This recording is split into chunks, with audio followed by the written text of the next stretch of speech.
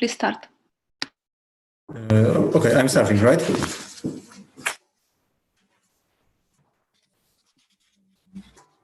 Nadia, Adrian. Are we online? Hello, everybody. My name is Adrian Niculescu. I'm the co-host of the newest online roadshow organized by LA Token. We have very important topics for today regarding what happens in the economic world. We have also two startup pitches, and because everybody is asking himself and people around what's next and what will happen over the next 2 months, I would like to start with questioning the pandemic outcomes. How long, how deep, what will burst, and what will grow? Who wants to start? Sergei, do you want to start answering this question? Sure. Okay. Introduce yourself first. My name is Sergei Filippov. I'm managing partner of Morphosis Capital Partners. Basically, we do very early stage investments in startups across Southeast Asia, US, Australia, and we help them scale up. I mean, raise their valuations at the next stage. We successfully funded at the seed or Series A round, or we help them ignite. I mean, they can come to us without even the MVP. So we basically help them build this thing. They can come to us with just the idea and the team. And well, that's a good question. Thank you. I mean, yeah, everyone is guessing right now what's gonna work in the world after pandemic and what's not working already. I think that many people right now are not yet understood the consequences in terms of the business changes. What I'm talking here right now is we all expect that, for example, in 3-4 months, the activity resumes, and some even people think that they will attend soccer match or a Formula One event, which is not happening actually. So for example, a change that is currently seen that a host of the, or organizers of the big sporting events, such as, for example, Formula One, they went to online. So for example, Formula One, which was never possible before COVID, that they organized online race in Formula One 2019 game by Codemasters. So the real Formula One drivers from the real Formula One competed in online game. And all of you guys should definitely understand that this wasn't possible for, in the world before COVID. Or a second example, VCs told me that right now delivery is happening from Michelin restaurants, right? But before that, Michelin restaurants were not possible to deliver food in, no one expected that to happen in at least 10 years from now. So I think the new emerging possibilities here, everyone talks about, pharma or life science, but we should keep in mind that this is usually 7 to 10 cycle till, you get back your, you maximize your investments. So you need to think of it as a long term. So as for the short term, I think right now what we're seeing already is gaming and esports being, being redone. And for example, luxury fashion as well receives a very important boost to its processes because every, the fashion and is currently went to a halt, the sales. So the question is how the, for example, how the mastercraft that's created the perfect Italian fabric will survive in this case. How they will put the emphasis on what market where it is going to be produced.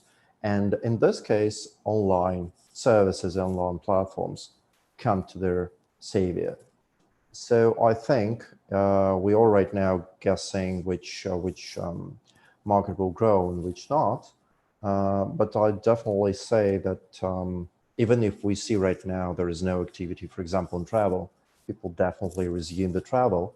So we should expect that, for example, Airbnb, what we might see in this case, well, probably we'll see more, more isolated spaces. Of course, probably the sharing apartment with people from abroad, unfortunately, this trend might die because it might not be available for us for next 1 to 2 years. But what Airbnb might currently, introduce, for example, WeWork already introduced that. The spaces for workplaces are more divided, and they introduce social distancing. So, for example, we might see this as well in Airbnb as well. So, I mean, the trend, the whole industry is staying, but the trends and how they're being introduced are changing. Thank you very much. I would like to continue with Gary, Mr. Gary Song. He's the most protected from all of us. Gary just took his mask off. Your mic is muted, Gary, please. Okay. And the same question about pandemic outcomes: how long, how deep, and what will burst and what will grow? Okay. Thank you very much. I'm now in Asia, in this part of the world. I'm 7 hours ahead of yours, and I think 2 days ago at the also a similar roadshow organized by Eric Token. I think as regards to the group, we see the pandemic as how we can making use of our banking and finance experience and the solidarity and the facilities that we can help how to protect and save lives. It was a fact that because the group ourselves, we are really a multi-billions, and we are not trying to making or profiteering in this market. So I think unlike any other major institutions around the world, that they try to how to make the best profits out of it, or what are the best investment opportunities. But for the group itself, in good faith, we want to really help some of the enterprises how to protect and save lives. And also, and of course, I did mention about, we are involved in some humanitarian programs. We are not just, in a nutshell, we are not just kind of doing philanthropy. Say, to be more specific, I can quote you 2 examples what we have been doing.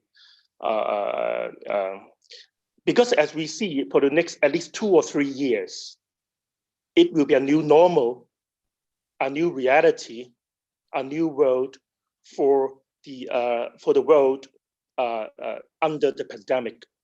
So I want to call you 2 examples what we have been doing. Over the last 3 months, we want to bridge between the East and the West for the medical supplies. Although it is not our core business, we are not trading it for huge profit. But what exactly we are doing is we want to provide billions US dollars worth of our facilities so that we can actually monetize the SBLC that will be issued from the West, in particular like US or UK, in order for them that they can actually procure successfully for the medical supply in Asia and also China. So, as the chairman of the board, in fact, I've already mobilized at least $2 billion US dollars of the facilities, based, just in Asia, so that we can actually help the protecting lives, saving lives, This is something that we have been doing. And second is that we are also very into the humanity, in particular for the underprivileged countries, like Latin America and Africa. And in fact, in particular for 2 particular countries in Africa, that we are already, trying to help them out. I'm not trying to say all these in a very high-sounding fashion. The pandemic. I'm a 27 years banker, Swiss banker, and also investor. and I have been taking him of the group for over 10 years. From a relatively small enterprise to now multi-billion US dollar asset ownership group. And we are fairly privately held and private. We want to do something for the good of all mankind. We want to do something good for them. So the second point I want to make is that in recent months, a lot of different pitches to the group and also for me personally. But of course, the bottom line is that we want to, the sectors like healthcare, medical, and also those technologies that can actually bridge the social distance. Say, these kind of themes are those that we want to involve in this kind of pandemic over the next 2 or 3 years. We want our money to be well spent. I'm sorry that maybe some of the panelists and the speakers here, you're involved in the e-sports or the gaming or the leisure, tourism. Sorry, I have no interest at all, because we want to protect lives. We want to save lives. And given my political connection and also the strength and the capability of the group, we want to do something good for the mankind. So in a nutshell, over the next 2 or 3 years, what will our capital be spent? I called you one example already. We really want to bridge the gap between the East and the West, because there's a vast difference between the way how they want to make the payments, so that we have to bridge it. The way how they see about China and Asia, there is a big difference. And there's a big difference in culture, a big difference in language. So in that respect, we want to do a little bit, in order as a bridge. The second example that I want to quote to you is, apart from the humanitarian program, is we really want to invest into, as I mentioned, the healthcare, some of call it big healthcare, medical technology, etc. In fact, one of our region pitches, personally to me, on a sovereign level, is that there is some research institute that they really are doing research and the development of the vaccine that will be helping lives, that will be saving lives, protecting lives. So that's why on the immediate level, we want to bridge the gap between East and West for how we can bring about the relevant medical supply to the needy, for the needy countries. But on the medium to longer term, we will be investing heavily into including like vaccine.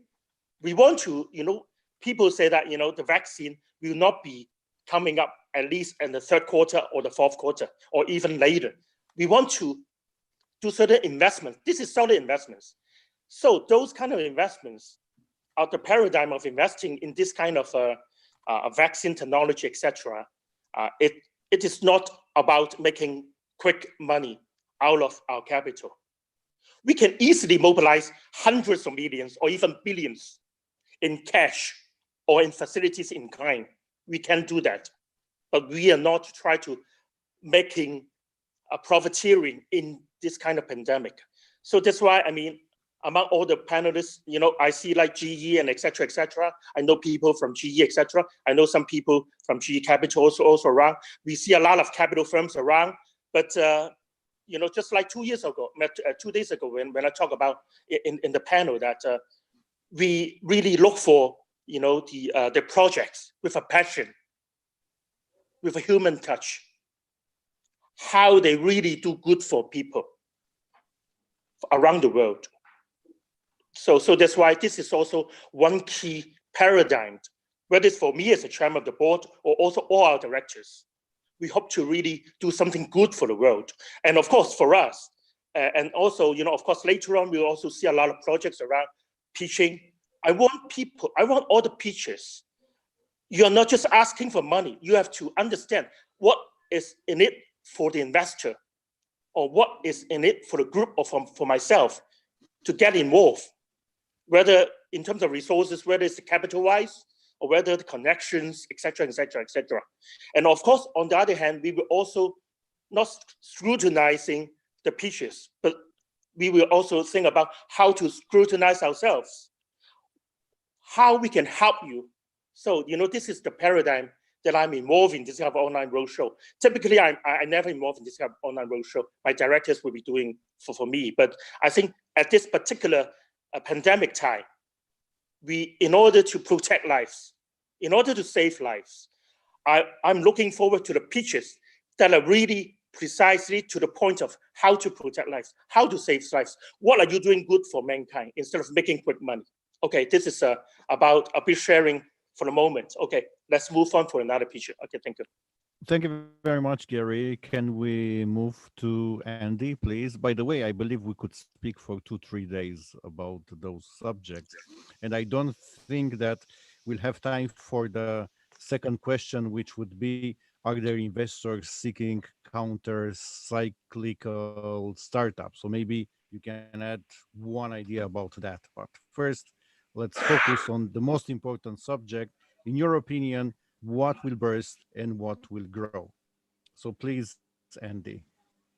Hi everyone, I'm in Singapore right now.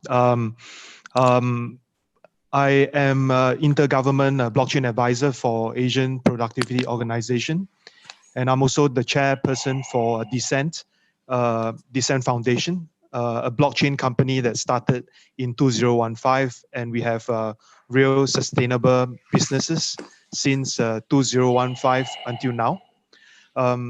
In my view about the pandemic, I do see and hear and feel how Gary is sharing his experience with all of us. But I think this pandemic is going to last for quite a while, or maybe I would say quite a long while. Many businesses would be in trouble if they are not fast enough to change their current business model.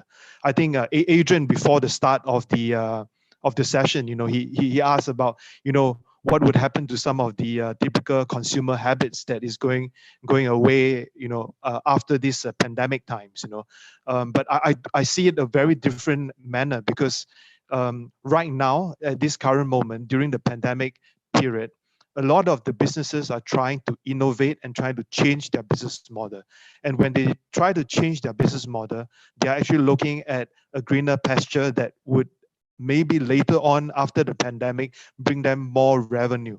So my take is this: a lot of companies right now who are into the medical field, or into the medical supply field, they pop up so rapidly. In the past week or so, as a private investor myself, I have already heard about 6 pitches just last week, and a lot of them are very idealistic, and many of them would need a lot of funds to push this idea through. So usually I will ask them, you should look for Elon Musk, or maybe look for Gary, in these aspects, because a lot of all these projects are not really in line with the reality. If we are here to look at the vaccine, putting a big money into it, look at the efficacy, look at the long-term research route, I think it has a big value. But a lot of these smaller startups or projects that has converted themselves into a more tech play right now, they are all trying their very best to survive, and I don't see that moving forward too quickly. So let me just summarize a bit on what I think would be good for the current times. I think gaming would be a good industry to look at, medical, online services, and also technology that will help in the years down the road. Something maybe even like a blockchain that looks at traceability, tracking, would actually help in the long run. How you could track down pandemic or viruses, happening, something as big as COVID-19 right now. So all this technology and all these companies should start to look at how they can innovate and where they can get their money, right now. Many people still talk about, going into China, getting funds and so forth. I ask them, is this really the right way to do it? Because you need to have a solution that is a lot better than how the Chinese and my Hong Kong friends are thinking. Because in terms of technology, food ordering, and so forth, they are way more advanced to places like Singapore or even Sergei in Thailand.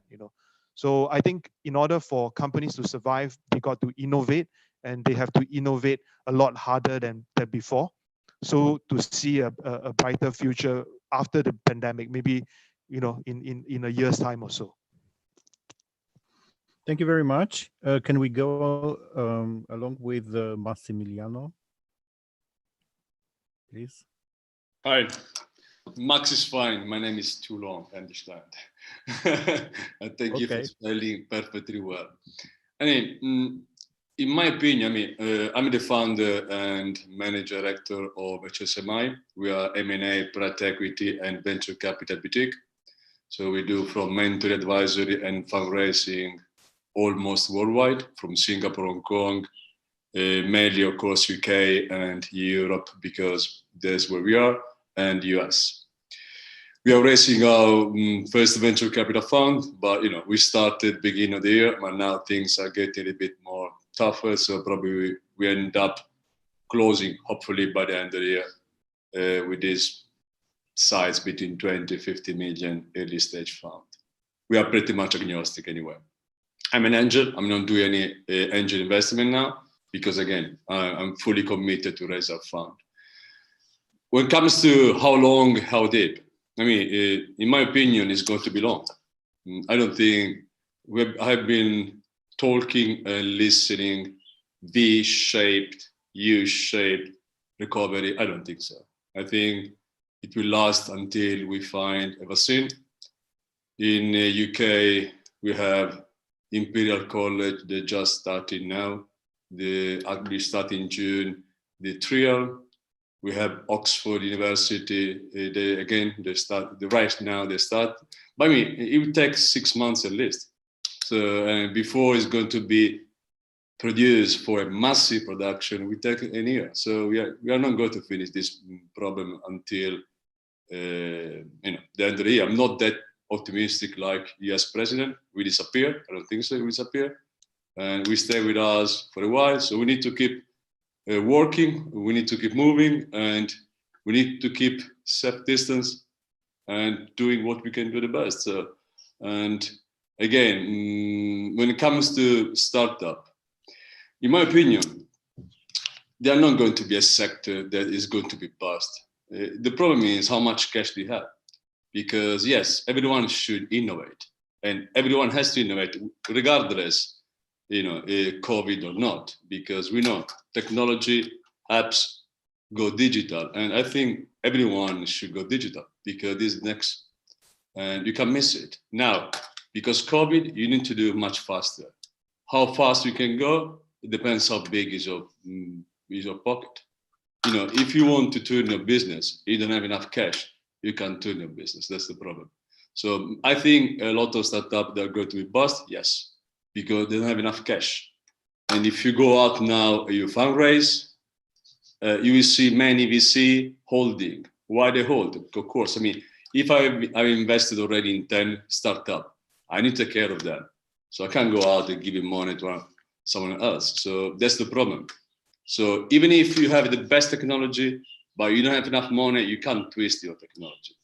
And this is my biggest concern, because I think there are very good startups out there, not well funded, not because they're not good, but because we know perfectly not everyone get the money they deserve.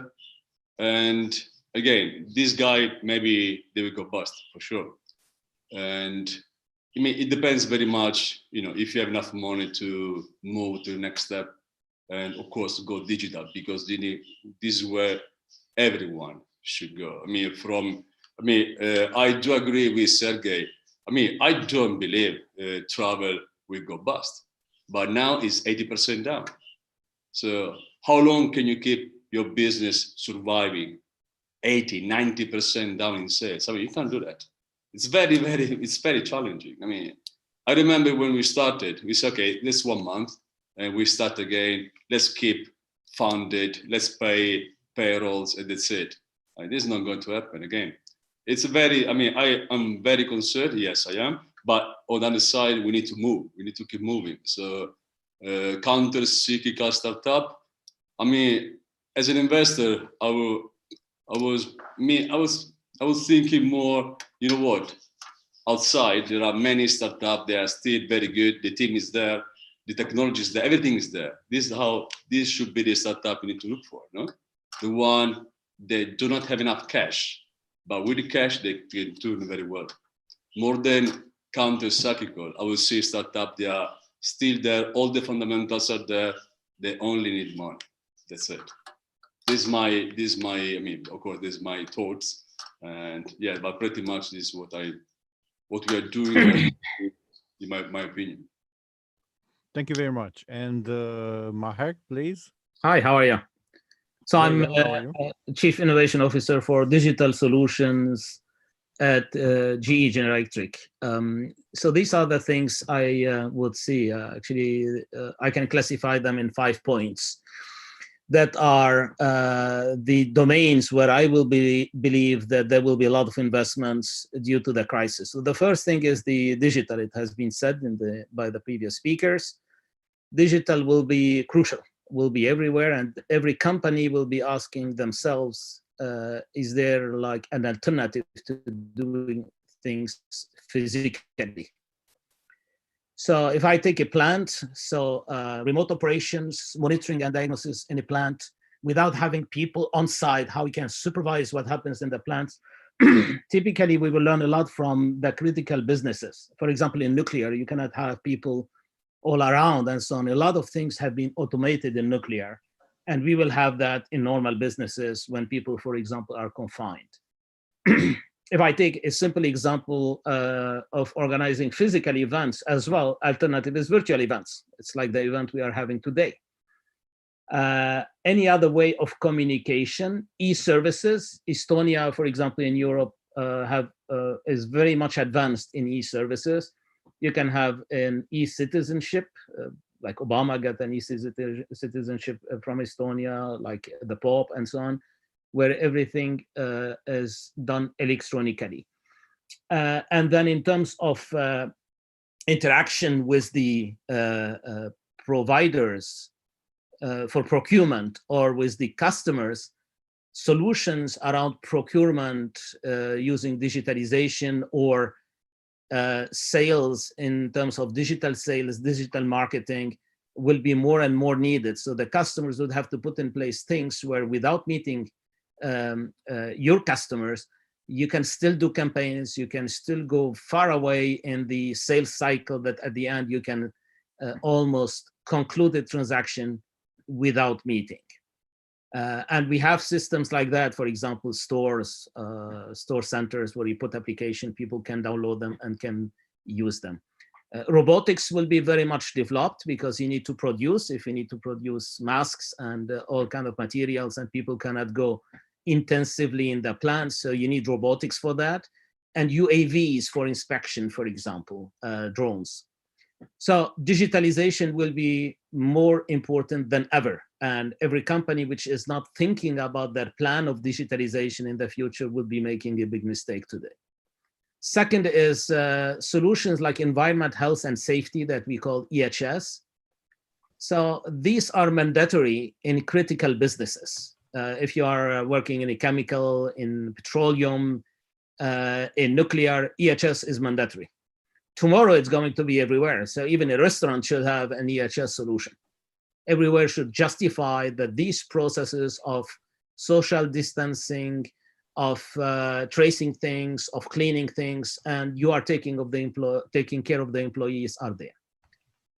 Third point is new business models. So how we can, in terms of taking care, for example, of the citizens, of the people, follow the whole life cycle of health of the citizens, citizen health life cycle management, from analyzing, monitoring, making diagnosis, treating them, follow up on them. And this is why the connection of the different systems between the pharma, the hospitals, the clinics, for example, and the governmental health services is highly needed. You need to communicate information between all these systems interoperability of these systems is needed, and this is going to be a key point as well. Number 4 is the supply chain. Today, a lot of countries are struggling because they don't know if they can buy masks from China on time, if there is enough materials, for example, medical materials, and how they can procure, for example, they can if they can still manufacture during these tough times. So it's all of that's called supply chain management. That has nothing to do with medicine or healthcare. A lot of the problems we are facing are not health related. Yes, there is the virus. Yes, there are a need for creating vaccines, but we are facing a big problem where countries that are not well equipped in management systems and supply chain management, companies not equipped properly with supply chain management, are struggling. Probably Germany is very advanced in these kind of solutions, and they have been struggling much less, planning much less and reacting also, planning more and reacting more as well.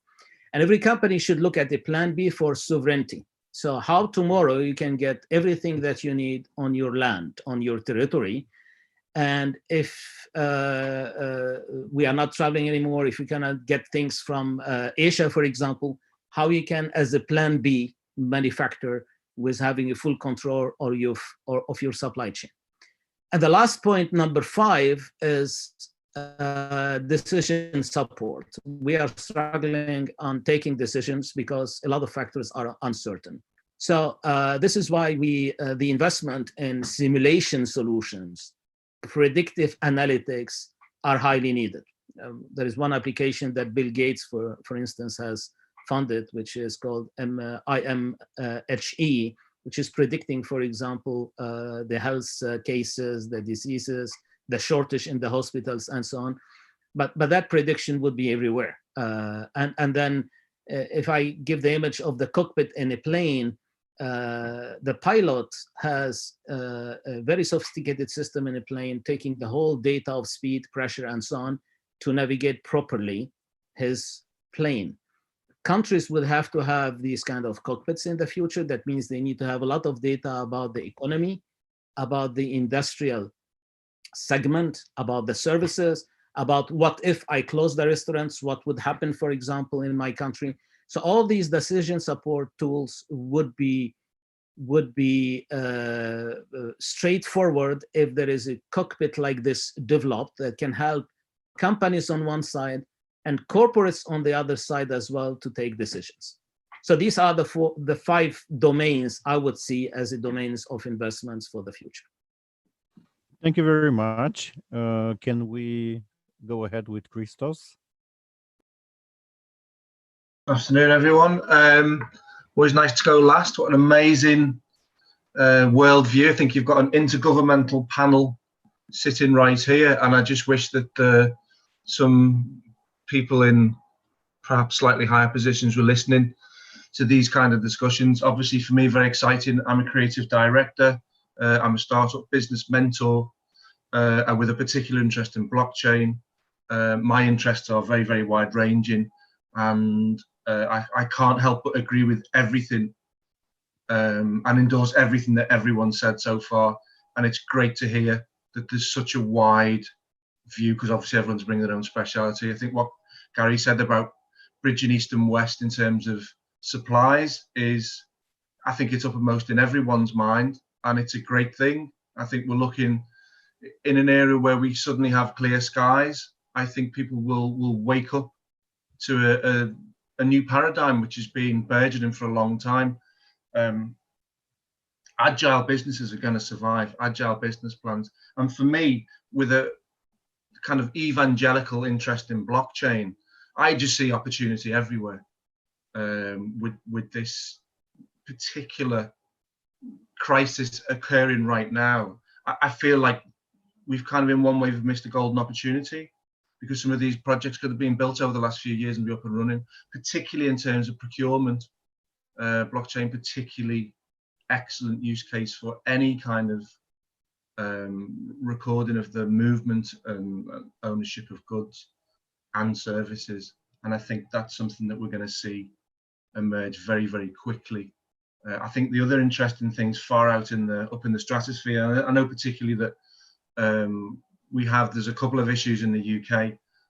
It was long held that there was a dream that we could give up agriculture and import all of our food, which to me seemed fanciful at best, and I think is now being very, very rapidly reevaluated. This country is producing 60% of its own food, and I think countries are will start to look at home production, but also I think in terms of nanotechnology and advanced fabrics, advanced materials. I know particularly again here around the Oxford University, Cambridge University science communities, there's a lot of excitement about new materials, and I think in terms of the basic problems we're facing with PPE, I think there has to be a shift in producing much better equipment, fabrics, technology that not only help prevent the spread of viruses, but can also self-cleaning in terms of clinics. I think that's all really, really interesting. But at the very, very kind of down-to-earth level today, I see the who's going bust, anyone who's not agile, anyone who doesn't have an agile plan, anyone who is not, you know, putting digital services front and center of the business. To me, the new paradigm, I've been, like a lot of people I know, hey, I've been working at home on lockdown for years. It's not much different to me. And it's great to see that online homeworking at last has finally broke through as a mainstream activity. And, you know, we're not just dancing in the dark like weird nerds. This is it. And I think from now on, we can start to see a huge drop off in business travel, which I think is welcome. It's killing the planet. We've got, as I say, clear skies at the moment. And I think that obviously technologies like Zoom, this event today is a perfect example of the winners in terms of bringing people forward. The one thing we do have in a pandemic, any crisis situation, is the internet. And obviously the internet's killer application, as far as I'm concerned, is blockchain. I've worked with a few blockchain projects as a consultant over the last year or two, very, very exciting projects. And I think they do have some very, very interesting alternatives to offer in terms of what blockchain generally offers, factors in terms of scale, pricing, scalability, much, much tighter security, and a much, much lower footprint. And I think there's one in particular that kind of I keep thinking about, which is the Seychart's Open Crypto Trust Project, which is a blockchain platform. They've come up with 2 killer apps, and one of them is called BAAT, Blockchain as a Transport. They've very cleverly worked out how to use the internet's infrastructure, public domain, to create hyper-encrypted tunnels, which is a far better solution than VPN. Now, I can see that taking off immediately because so many people are working at home, logging into corporate systems with sensitive data. That's going to be a huge takeoff. And I think anything that is in that kind of online services area is a very welcome help to people who are working at home. I think there's also another blockchain defined high video bandwidth streaming platform, OnLive. They've been going for quite a while now, but you can see that having a decentralized and distributed way of organizing high bandwidth video data provides very, very low cost, high quality transmission, which is what we need. Obviously, the video quality that we've got today is sufficient for an online conference. It's not up to the standard of executive board meetings yet. So I think there's a lot of growth there, and I think businesses like nature, in terms of evolution, when there's a species extinction, we have adaptive radiation. So I think what you will see is a lot of new ideas come out. Amazing, you know, going back to the very start of the discussion, Michelin starred, you know, restaurants doing home delivery is unthinkable, but needs must. And I think where needs must, there's some really interesting opportunities. I think logistics and procurement are 2 very, very important areas that we need to look at for the next year or two. Obviously, again, blockchain is a perfect partner for improving logistics with projects like ShipChain. And I think in terms of things like Farmer Trust, which was set up specifically to be able to track the legitimacy of pharmaceutical products from batch to consumer. I think as we go through the next year or two, these projects will actually come to the front. We've got 73 international projects working on the vaccine.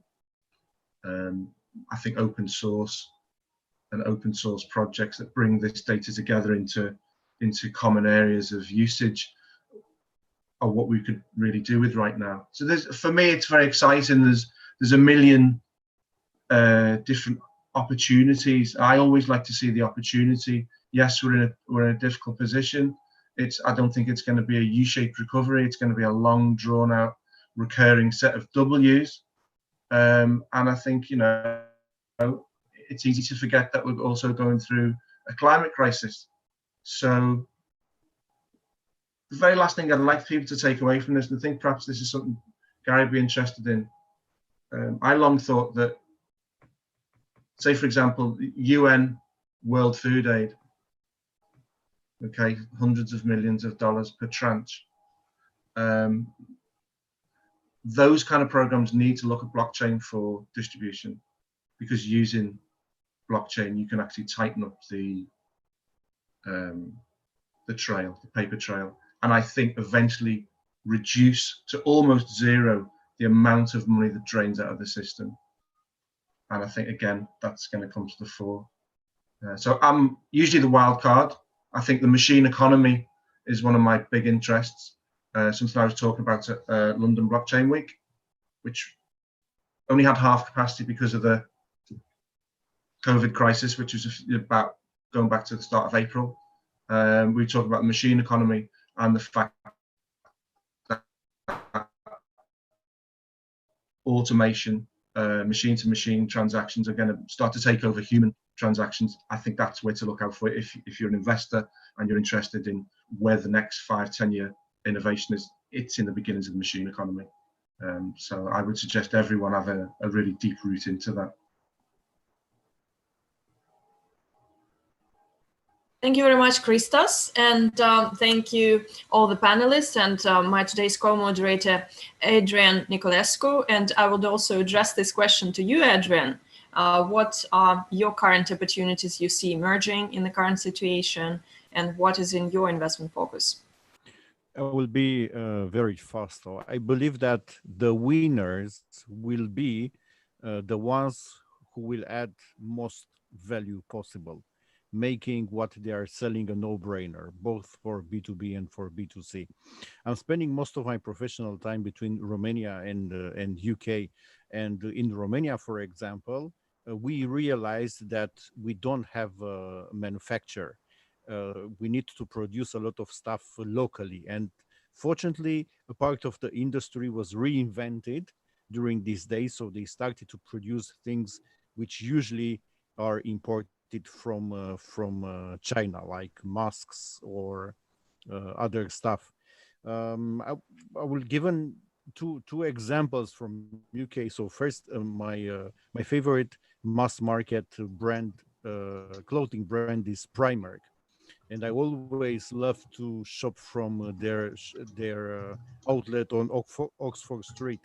And after 22nd of March, they sales went from 650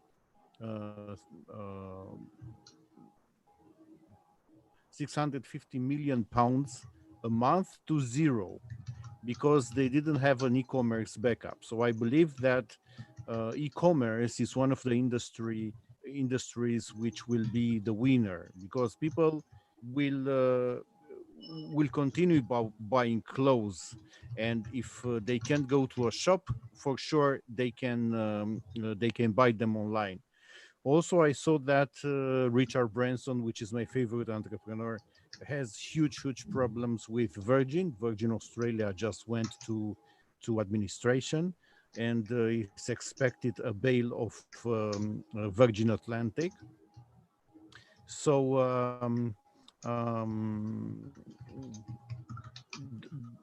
those companies, I believe, should rethink in the next 10 years the financial blueprint, and I would say like scaling without having solid reserves for the next 6 to 12 months, which may be seen as an utopia, but I would look at that. And also, I believe that the negative value of the barrel oil will push the development of the electric cars.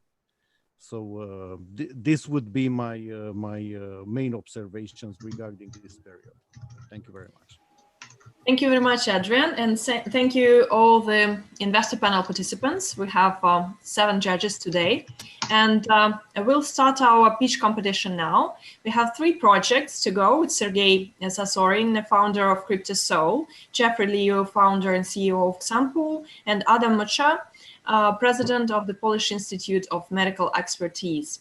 And I pass the floor to Sergei now. Sergei, you have 5 minutes to go with your pitch presentation, and all the judges, they have their evaluation forms to fill in and then pass on to our host of today. Thank you. Okay, thank you. So I'm starting. I want to present a company. It was founded 2.5 years ago, CryptoSoul.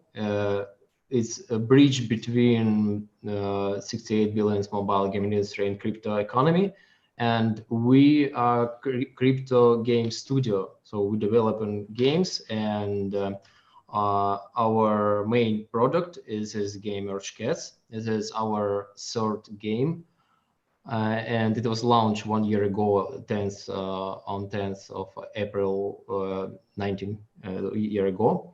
It launched, and what is our competitive advantage is, so basically we are just traditional game, but our competitive advantage is that our player can withdraw his earned or both hard currency to his wallet, so he have a value. And our competitive is say mobile idle games.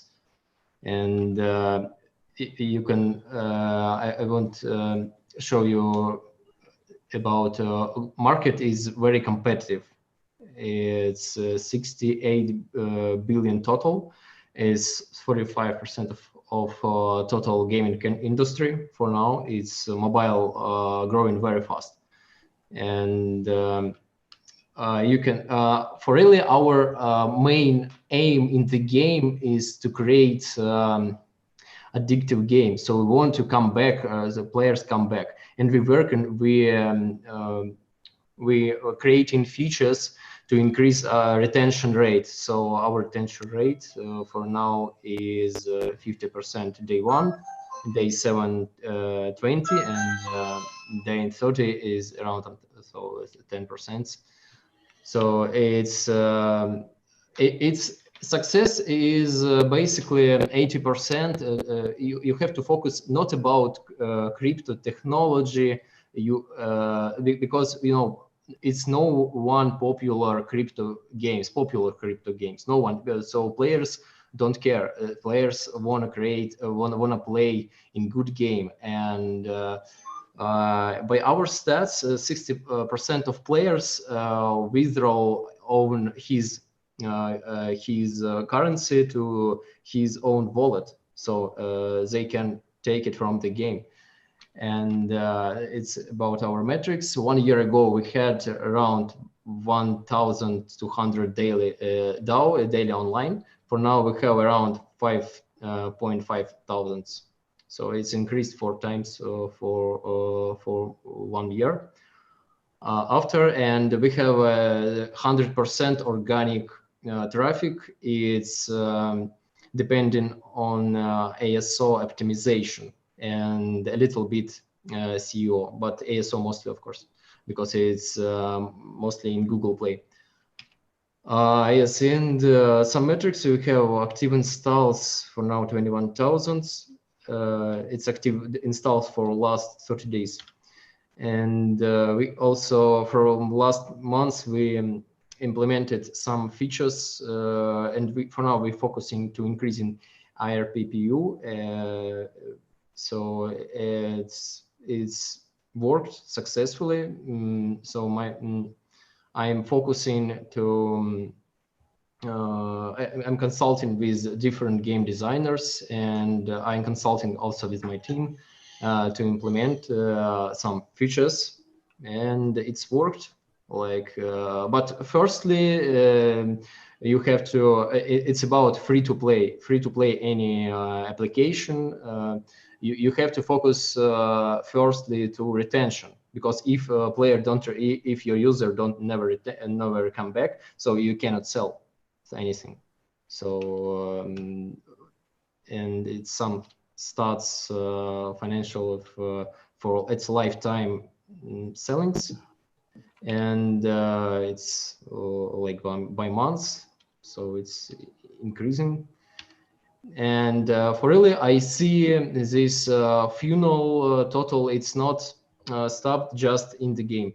So we also in developing own wallet, own crypto wallet, and for now we promoting crypto wallets for free, almost free.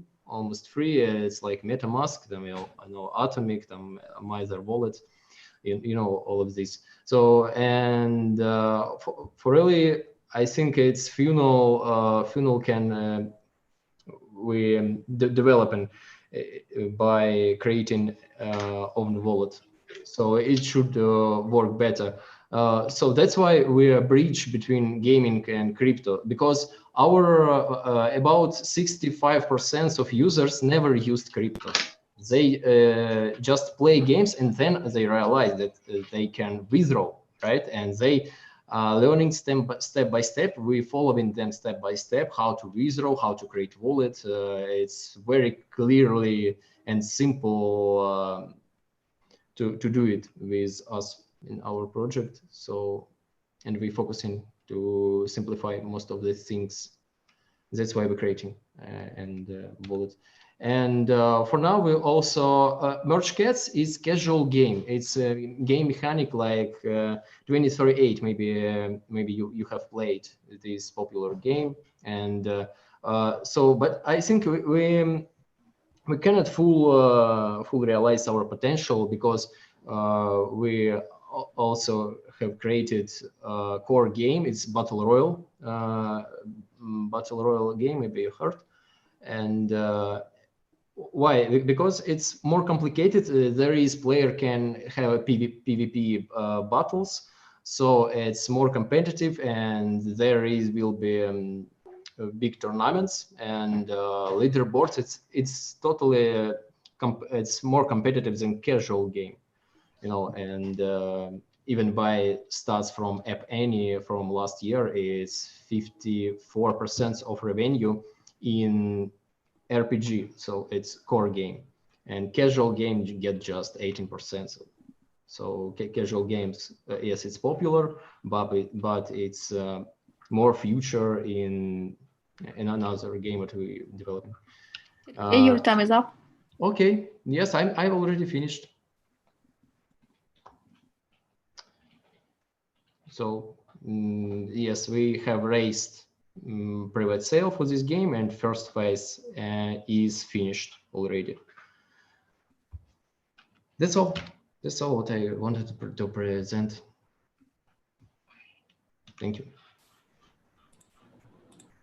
Hey guys, this is Jeffrey here. I guess I'm next up based on the agenda. Can I just confirm with you guys, can you see my screen? Can you just go like this if you see my screen? Yes, we can. Okay, wonderful. All right, then now I'll begin right away. Good evening, everyone. My name is Jeff, and I am the co-founder of Zenpool.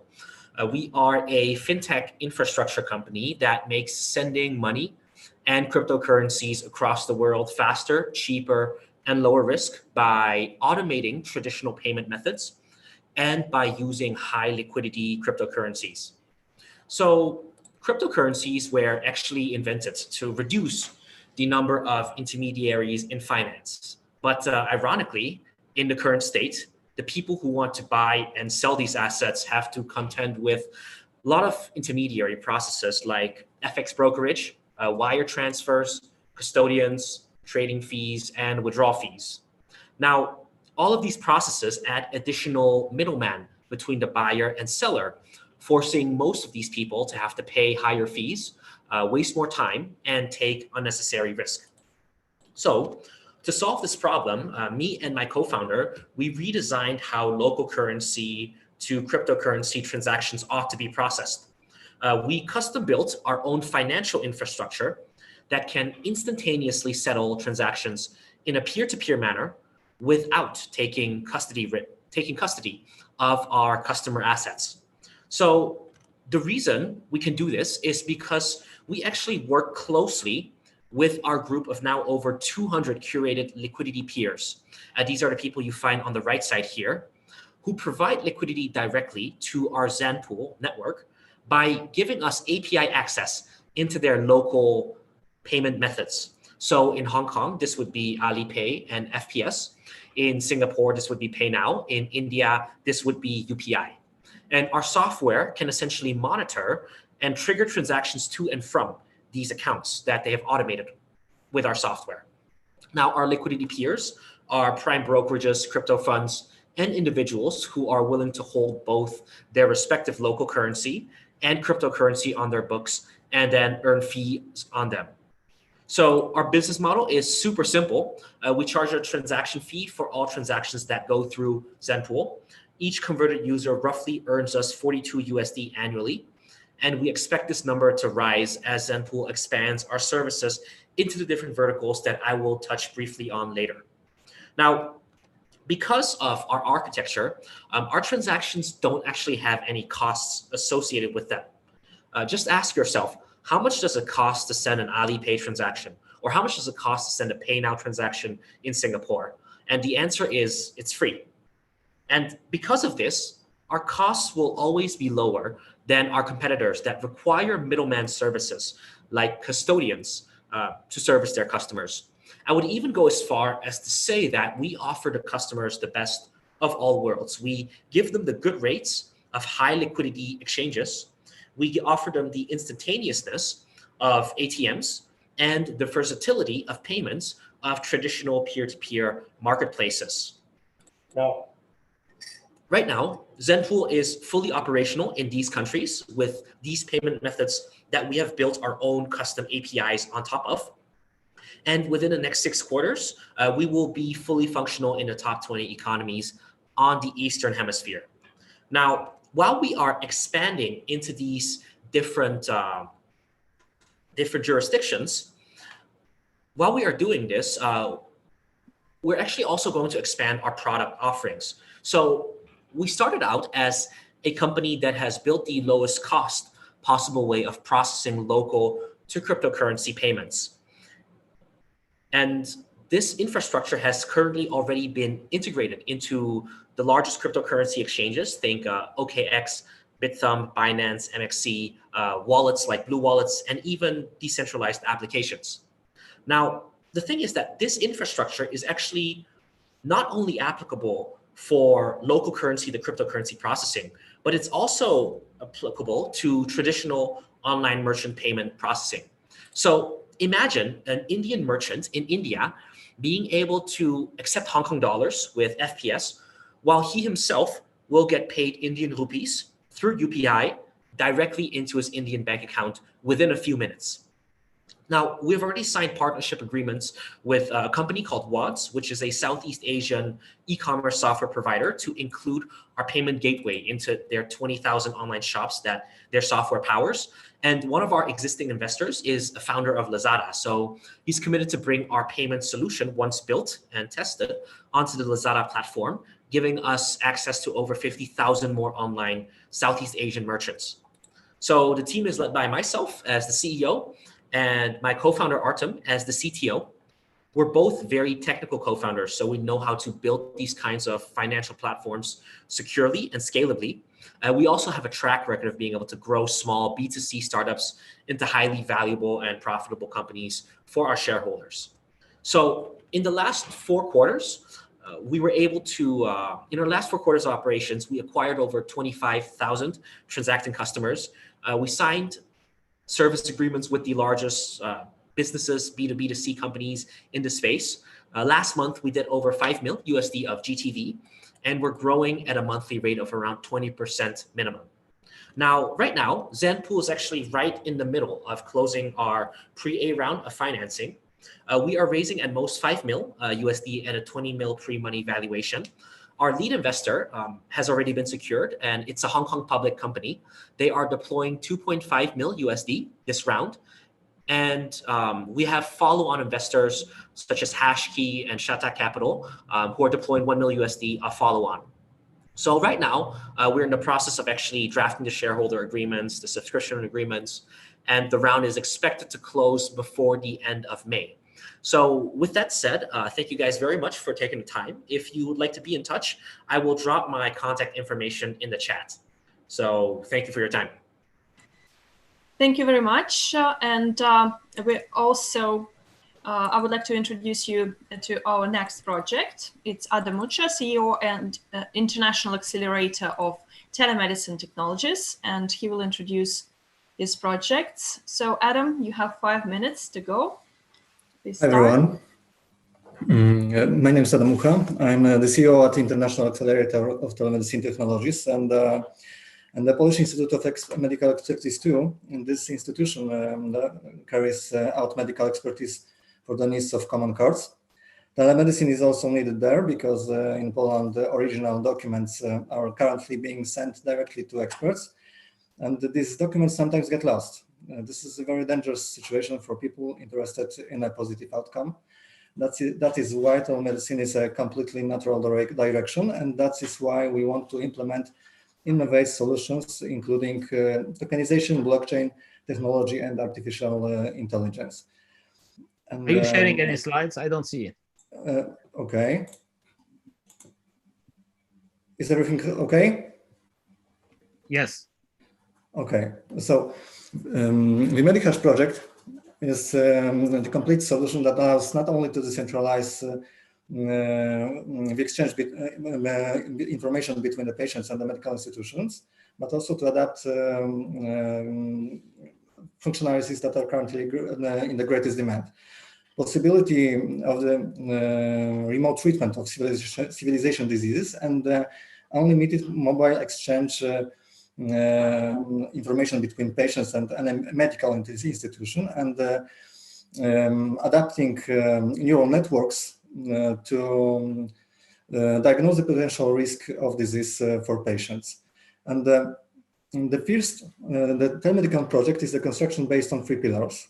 The first one is the blockchain network, which ensures the centralization of data exchange, preventing their unauthorized modifications, as well as accelerating administrative processes. The second pillar is the possibility of using neural networks to diagnose the potential risk of the disease for patients. And third and the last pillar is the effect of reflections of the effectiveness of some therapeutic solutions. And I'm talking about behavioral therapy. And if any form of therapy consists in transmitting suggestions, them being similar to information, and it is possible to adapt this as a mobile solution. And how does it work? Firstly, the medical entity enters the data into the system, and then an identifier is created, and anonymized data in the form of universal codes goes to the blockchain network. The user has access to the key and additionally use the modules contained into the application.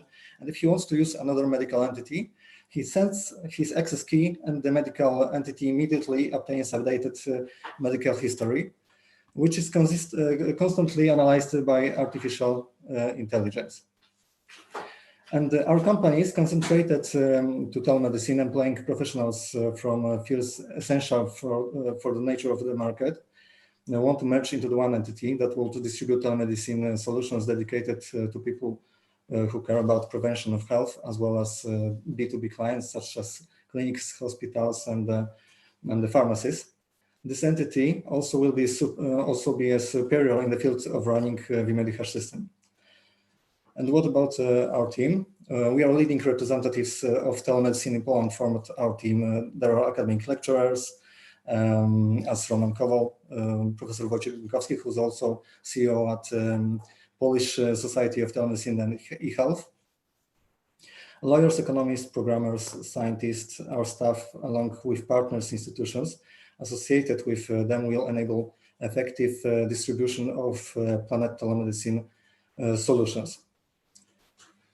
And the major focus of response efforts by governments and healthcare organizations globally is to prevent and contain the threat of COVID-19. We think our project will be helpful with that. We use neural networks, blockchain technology, and use tokenizations. We are also specialists of raising European funds. The Poland is in the European Union, so we have a possibility to raise these funds for research and development processes. And I have only 5 minutes, so that's all from me. That now, if you want to contact me, read more about this project, you can find the information on our website, and I also can send all the informations via LinkedIn or via my mobile phone. Thank you so much, Adam. Thank you. And we have our judges filling in their evaluation forms, and now we are passing the floor to our Q&A panel. So I will ask each of the investor panel participants to give a feedback on today's projects, and maybe if you would like to address some questions, we also have a bit of time for that. So I would start with Adrian. So my favorite project was the second one, because I see that it solves a major problem. And even I asked the founder if this could be launched in Romania, for example. The second one is the MedTech one, which has an impressive team.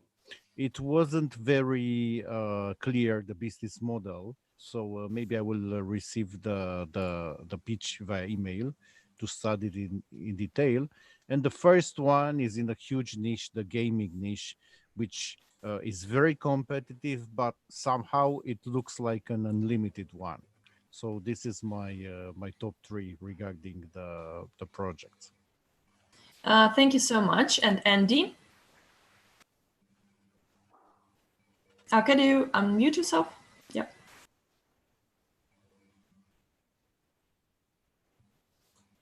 Yep, sorry. I heard the 3 pitchings.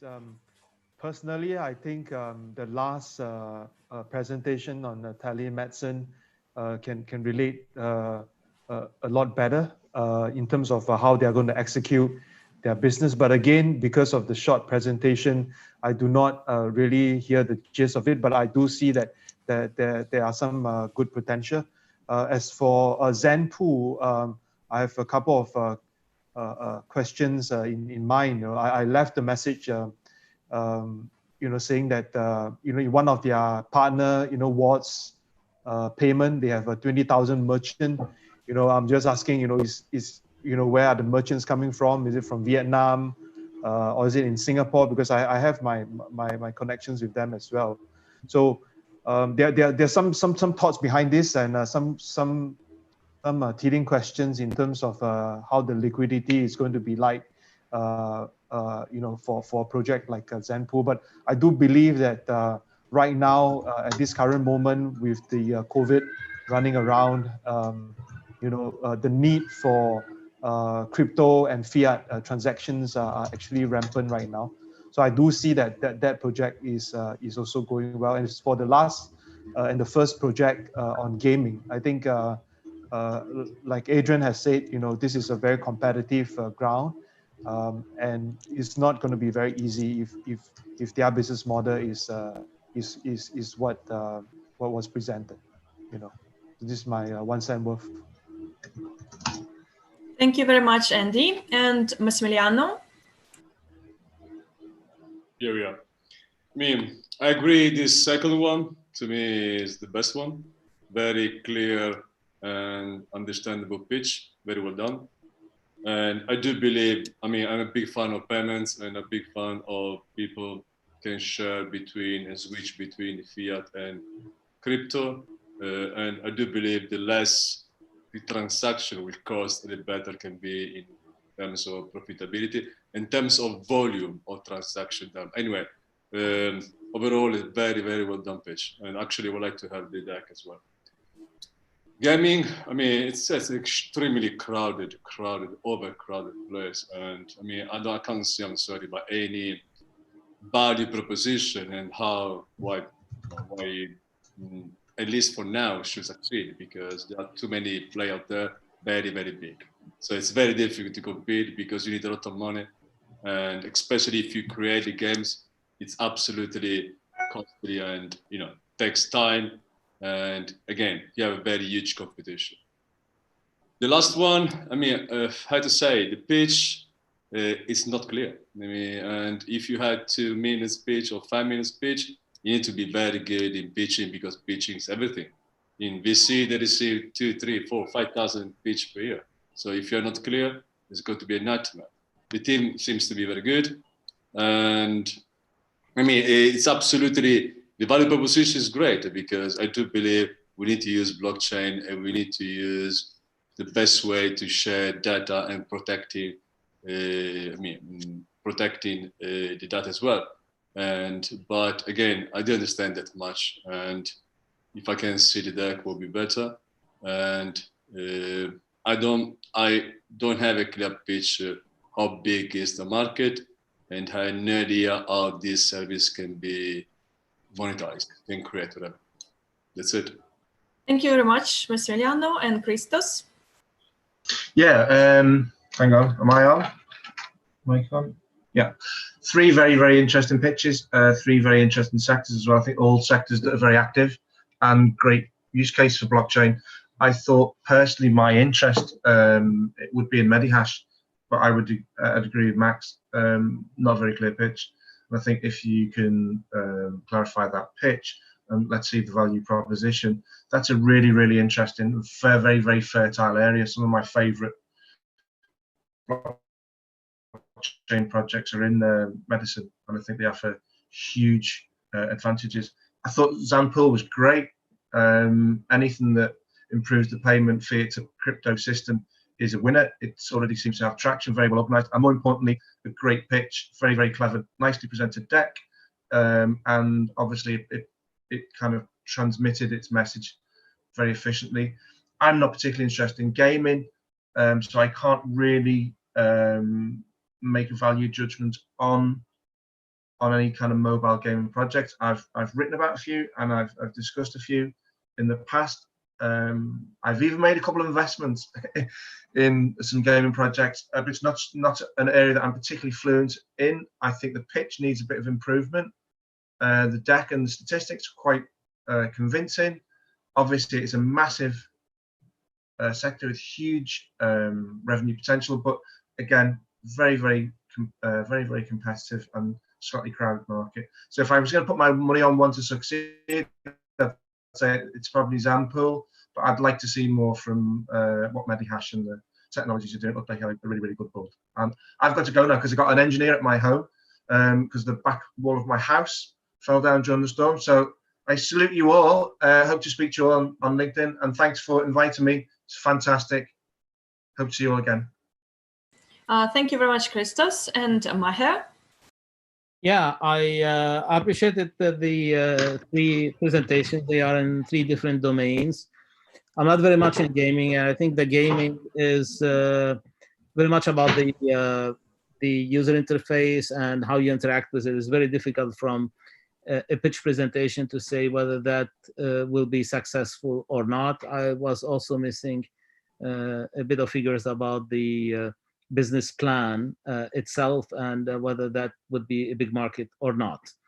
If I take the third one, which is about telemedicine, definitely this is the market, I would say, which is hot these days, and there is a lot to be done in this area, provided that the blockchain will be used properly.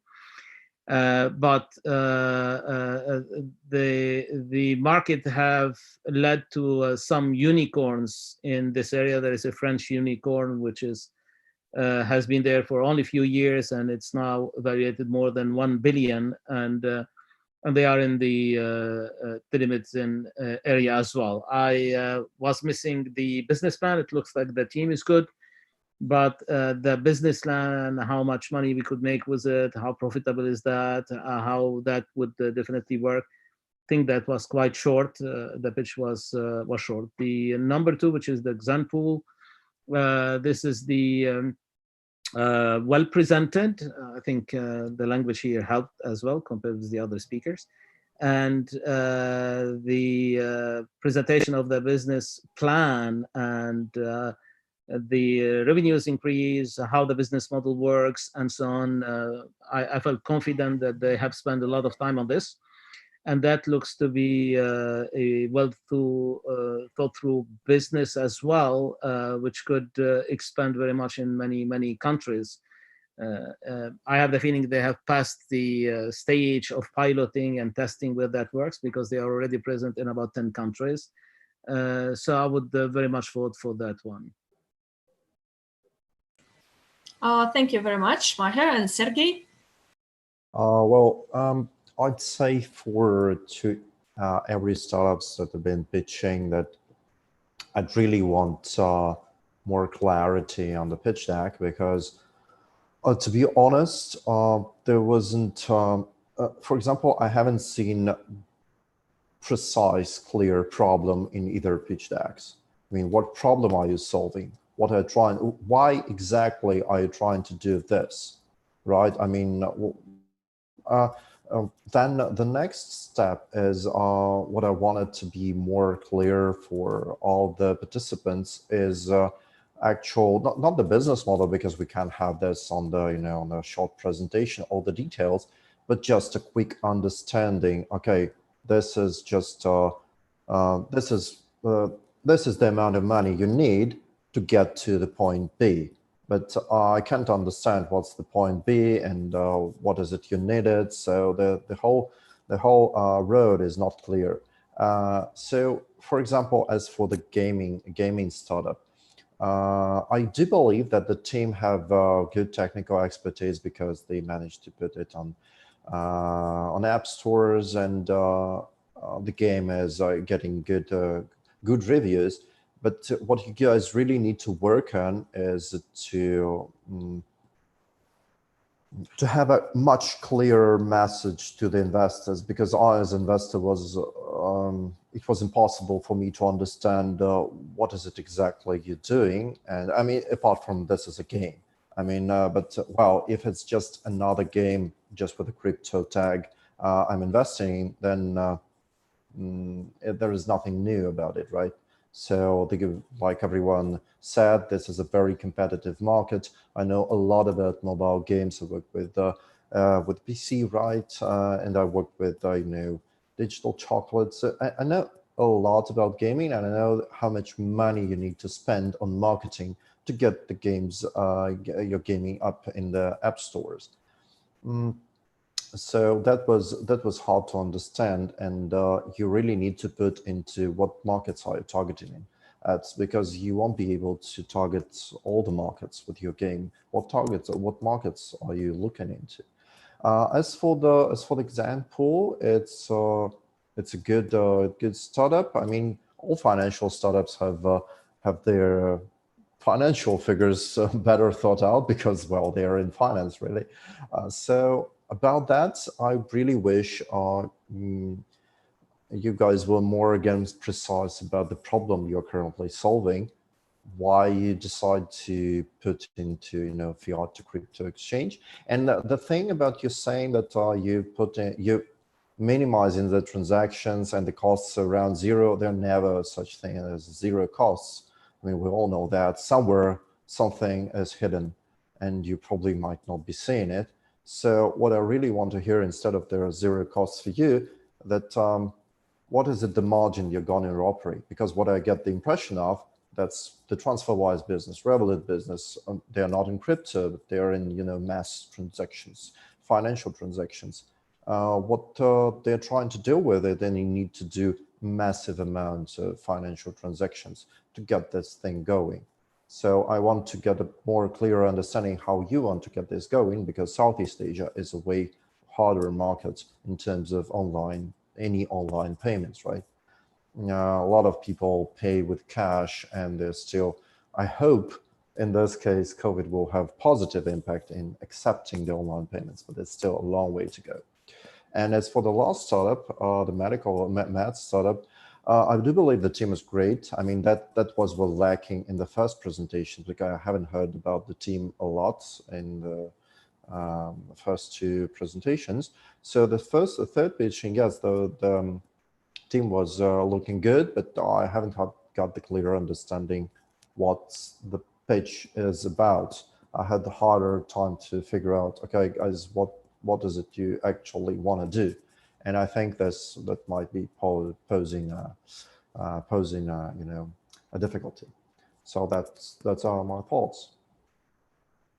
Thank you very much, Sergei and Gary. Could you unmute yourself, please? What's that? Hello? Yes, we hear you. Okay, sorry. Okay. I mentioned that, early on that, the pitches, you need to let us understand about your value proposition, what kind of problem you're solving, and on the other way around, what we can help you apart from just the capital and also other resources.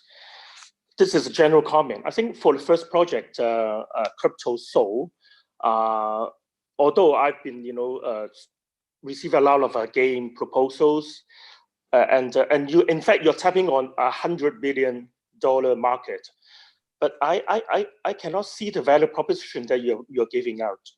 I just heard some keyword like addiction, but addiction for the good or for the bad, and what is in it for us in this COVID time.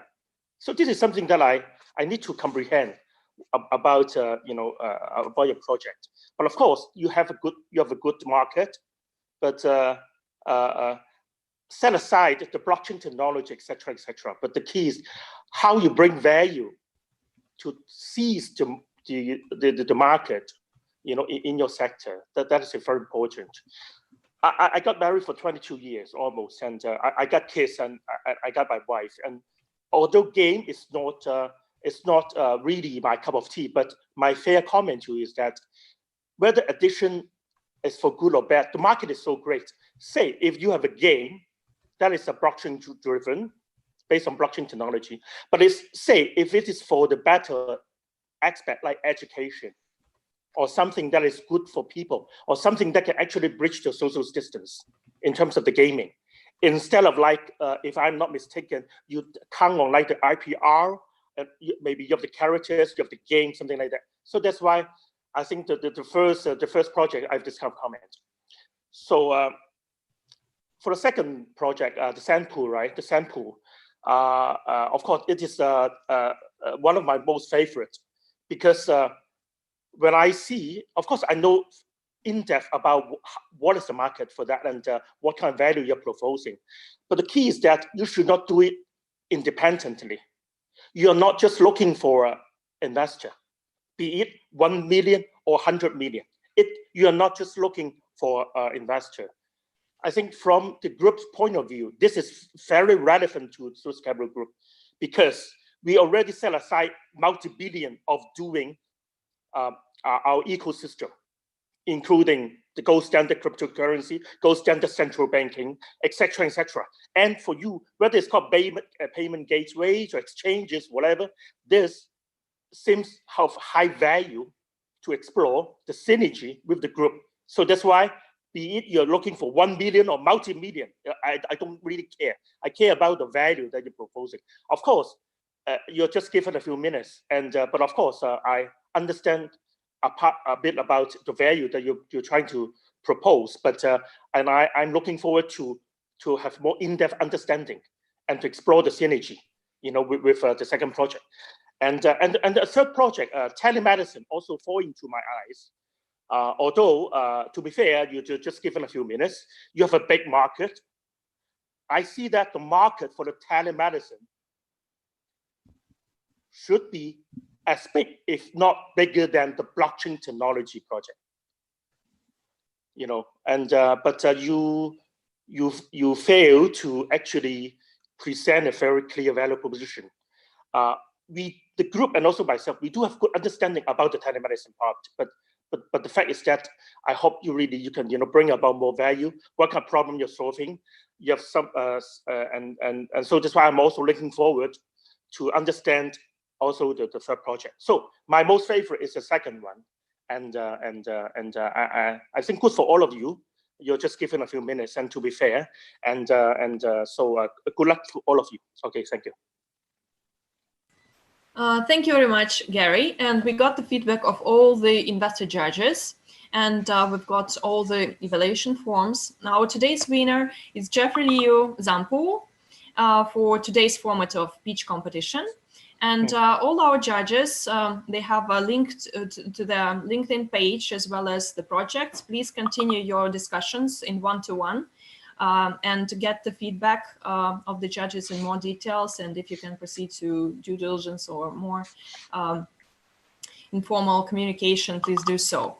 And today we also have masterclasses from our investors at 4 p.m. UK time. Please join us for this fireside discussion, and thank you all for participation. And please generate your own formats of interaction between serial entrepreneurs and investors during this COVID times. Thank you so much. Thank you. Thank you very much, and stay safe, everybody. Thank you. Thanks, guys. Bye-bye. Thank you. Thank you.